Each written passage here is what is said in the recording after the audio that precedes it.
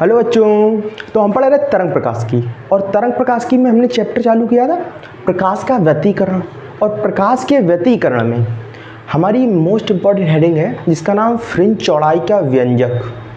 अब फ्रिंज चौड़ाई के व्यंजक पढ़ने से पहले समझेंगे फ्रिंज क्या होती है। देखो, इससे पहले मैंने बताया था कि यंग का नियम बताया था। यंग के नियम में क्या बताया था, आपकी जो एकांतर क्रम में लाइट प्राप्त होती है। कैसे लाइट, मान लिया कोई एक जाल है आपका, ठीक है, जाल है घर के ऊपर। अब जाल में ऐसे इस तरह कुछ बना होता है जाल, ठीक है, ये कुछ बना होता है जाल। अब जाल से जब लाइट आती है ज़मीन पर, फर्श पर लाइट आई तो लाइट भी कुछ इसी तरह की दिखाई देती। यानी पहले लाइट आपको दिखाई देगी, फिर अंधेरा दिखाई देगा, फिर लाइट, फिर अंधेरा, ऐसे।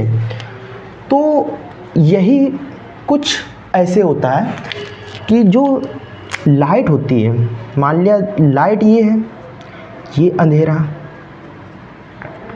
और ये दूरी होती है, इसको मान सकते हो XM, ठीक है।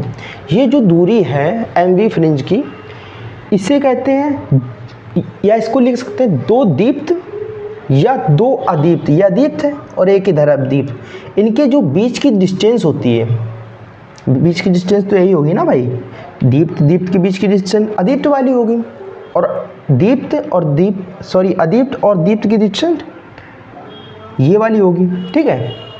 तो ये इस डिस्टेंस को क्या कहते हैं, फ्रिंज कहते हैं, XMV फ्रिंज, ठीक है। अब देखो इन्होंने क्या किया, फ्रिंज चौड़ाई में क्या किया, इन्होंने ऐसे पर्दा लिया, ठीक है, ये पर्दा लिया जिसके बीच की दूरी आप D मान सकते हो, ये बीच की दूरी D होगी, ठीक है। अब इस पर्दे में दो होल हैं। अब दो होल क्या करते हैं, इससे लाइट कुछ इस तरह जाती है, ये या थोड़ा बड़ा बना सकते हो, बड़ा बना लो,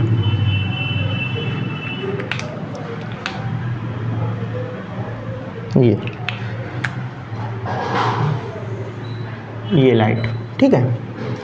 और जो इधर पे एक पर्दा होता है, इससे पहले लाइट जाती ना, तो इसका ये सेंटर होता है, ये सेंटर होता है। सेंटर को मान सकते O सेंटर है, ठीक है। और एक सेंटर से लाइन डालेंगे, ये एक सेंटर से लाइन डाल दी हमने। और ये जो S1 है, इसको कह सकते हो S1 छेद है, S2 छेद है, ठीक है। अब S1 S2 के ये जो रेखा है यहाँ पे, इसको टच करवा दो, मिला दो। अब एंगल की बात कर लो, ये आपका देखो पूरा 90 डिग्री एंगल बन रहा है, कुछ ऐसे बन रहा है ना, ये कुछ ऐसे बन रहा है, ये 90 है, तो इसका हाफ कितना होगा, ये थीटा होगा, ये आपका थीटा हो गया। और ये भी देखो कुछ 90 बन रहा है, तो ये भी हो जाएगा थीटा, और ये हो जाएगा थीटा, ये आपका थीटा एंगल हो जाएगा, ठीक है। अब S1 S2 की दूरी भी कुछ मान लो, ये कैपिटल D मानी थी, ये मान सकते हो आप स्मॉल d दूरी है, ठीक है। S1 S2 की दूरी स्मॉल d है। और ये जो है, ये डिस्टेंस जो है, ये इसके ऊपर एक फ्रिंज होगी, मान लिया कोई दीप्त फ्रिंज इसके ऊपर है, और इसके नीचे भी दीप्त फ्रिंज होगी। और ये जो बीच की दूरी है, ये मान सकते हो दीप्त की है या अदीप्त की है, तो हमने मान लिया दीप्त फ्रिंज की दूरी है, ठीक है। इसके ऊपर एक अदीप्त फ्रिंज है और इसके नीचे एक अदीप्त फ्रिंज है, ठीक है, ये। अब देखो, इसकी आप हेडिंग लिख सकते हो, परिभाषा, कि दो दीप्त तथा दो अदीप्त फ्रिंजों के बीच की दूरी को क्या कहते हैं, फ्रिंज चौड़ाई कहते हैं, फ्रिंज चौड़ाई कहते हैं, ठीक है। इसे W से प्रदर्शित करते हैं, W से प्रदर्शित करते हैं,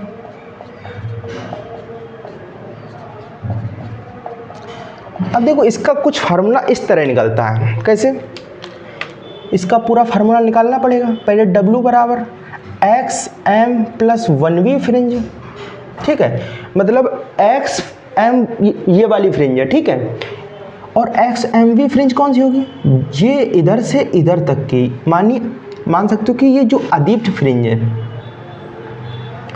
ये जो अदीप्त फ्रिंज है, इसकी पूरी दूरी कितनी हो जाएगी, m plus 1, m plus 1 x m plus 1, ये आपकी टोटल डिस्टेंस हो जाएगी। तो टोटल डिस्टेंस में से इतनी को घटा दो, ठीक है, तो ये वाली हमारी निकल आएगी। तो यही करना है, x प्लस 1 m प्लस 1 और एक्स एम, अगर इतने में से इतने को भाई घटा दोगे तो ये आपकी फ्रिंज निकल आएगी, ये कितनी फ्रिंज होगी, ठीक है। अब देखो इस फार्मूले को, मतलब आपको वैल्यू कौन कौन सी निकालनी है, एक्स एम प्लस 1 की वैल्यू निकालनी है और एक्स एम की वैल्यू निकालनी है। तो निकालते हैं, चलो देखो, इसको मान लो आप कोई बी है, बी पॉइंट है, ठीक है। अब ट्रायंगल को सॉल्व करो। और एक चीज़ और ध्यान देना कि जो थीटा है, थीटा क्या बहुत छोटा है,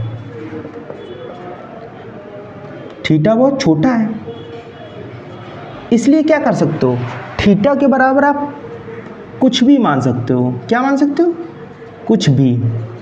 कुछ भी का मतलब क्या है, साइन मान सकते हो, कॉस मान सकते हो, टेन मान सकते हो, कॉट, पर ये थीटा है, थीटा ही रहेगा, कैसे भी इसको सॉल्व कर सकते हो, ठीक है।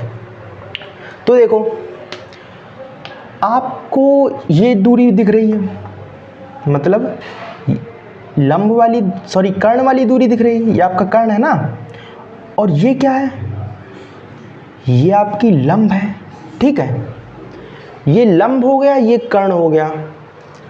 तो लंब बाई कर्ण किस में होता है, ये तो भाई साइन थीटा में होता है, साइन थीटा। तो थीटा बराबर क्या मान लोगे, साइन थीटा। तो ट्रायंगल कौन सा सॉल्व कर रहे हैं, S1 S2 B में, S1 S2 B में, ठीक है। और थीटा लगभग कितना है, साइन थीटा के बराबर, साइन थीटा बराबर क्या होता है, लंब बटे कर्ण। लंब क्या है, S2B अपॉन कर्ण क्या है, S1 S2। S1 S2 क्या दिया है, D, ठीक है, इसको फर्स्ट क्वेश्चन मान सकते हो आप। अब ट्रायंगल, आपको ट्रायंगल दूसरा कौन सा दिख रहा है, भाई हमको तो ये दिख रहा है, ये वाला S1O, और इसको कोई मान सकते हो आप,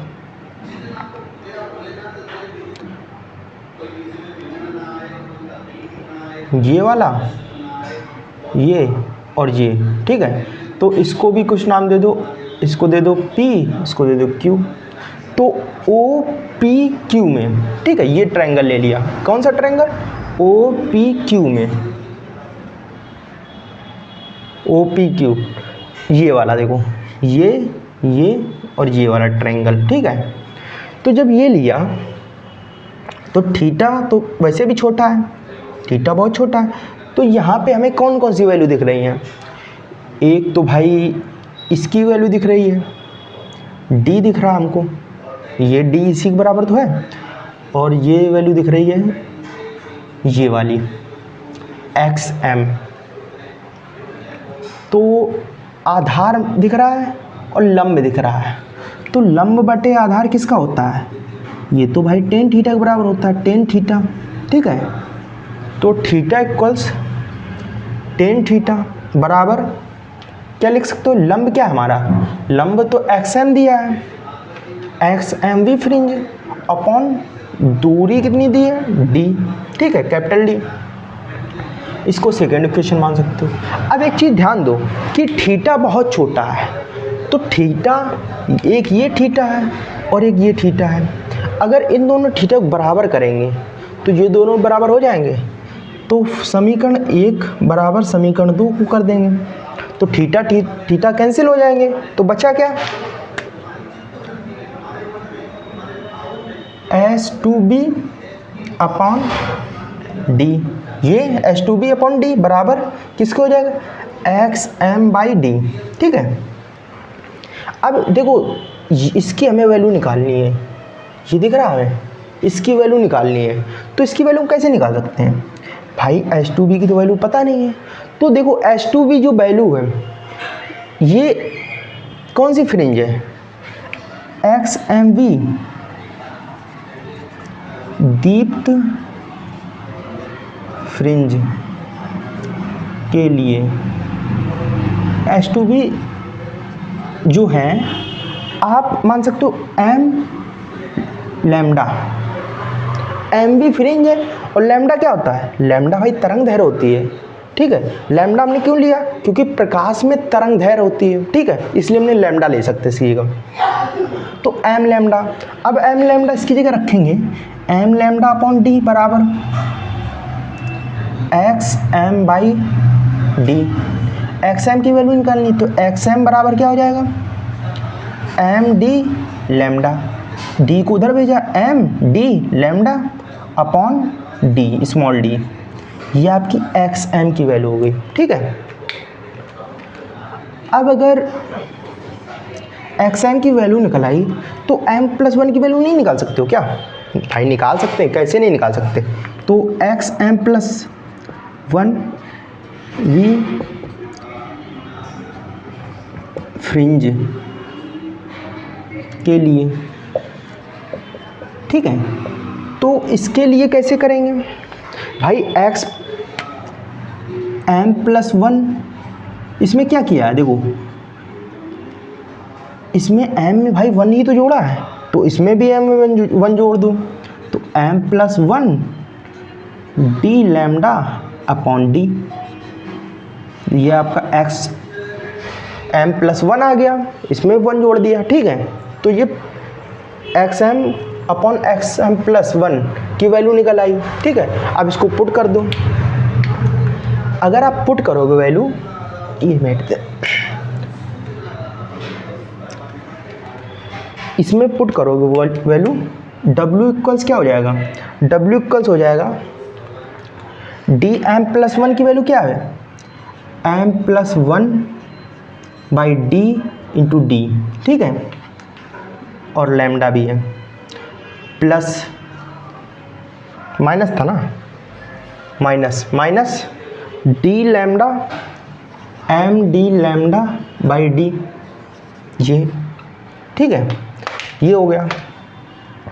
अब इसका गुणा कराओगे तो MD लैम्डा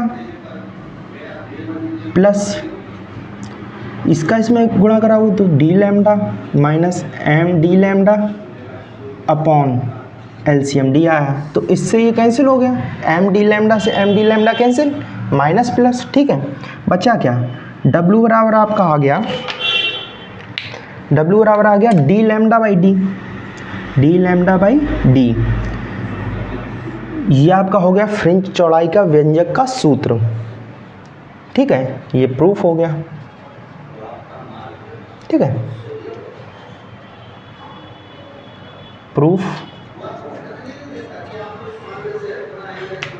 और ये काफ़ी मोस्ट इम्पॉर्टेंट हेडिंग है, जैसे फ्रिंज चौड़ाई व्यंजक हो गया मोस्ट इम्पॉर्टेंट हेडिंग, और हो गया यंग सूत्र, यंग का समीकरण। ठीक है, वो भी इम्पॉर्टेंट है। तो ये सब इम्पॉर्टेंट हेडिंग है। अब मिलेंगे नेक्स्ट पार्ट में, तब तक के लिए बाय बाय।